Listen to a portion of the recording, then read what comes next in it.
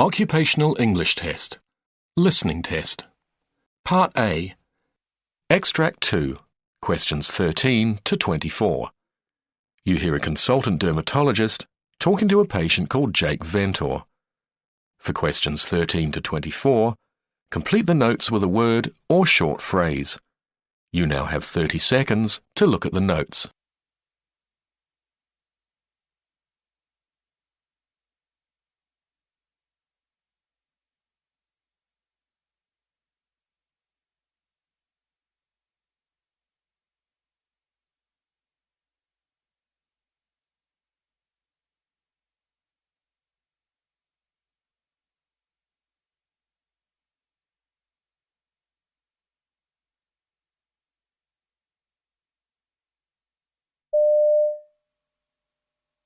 Jake Ventor?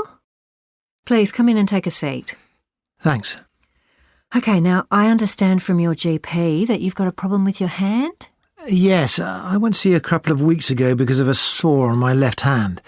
I've had it for years, but not all the while. You know, it appears, then it gets better, then it comes back.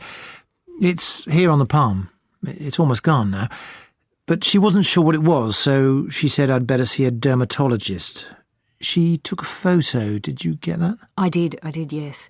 So tell me about the condition, how it feels and... Well, I always know when I'm going to get it because I have this itching beforehand. Right. I wake up at night wanting to scratch the area, though I try to stop myself. Good. Then a few hours later, I get one or two little blisters, and they gradually get bigger and join up into one big one. It all feels a bit hot, and the skin around it goes red. When I showed this to the doctor, she used the word chaotic to describe it. Anyway, it gradually dries up, and I get a scab. Then after about 2 weeks, that falls off, and there's just a little red patch, like you can see now. OK. I've been getting it for years. I actually got it the first time when I was in China in the 1990s. I had a job there for a couple of years before I came back here.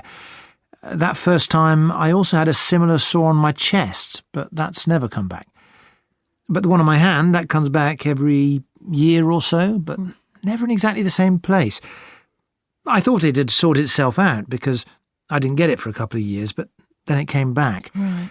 So there's no pattern. It's not getting more frequent or anything, and it doesn't seem linked to anything in my daily life. Like it doesn't seem to happen when I'm run down, for example, or because of anything in my diet, or if I'm under a lot of pressure at work, that kind of thing. OK. So the doctor thought you needed to have a look.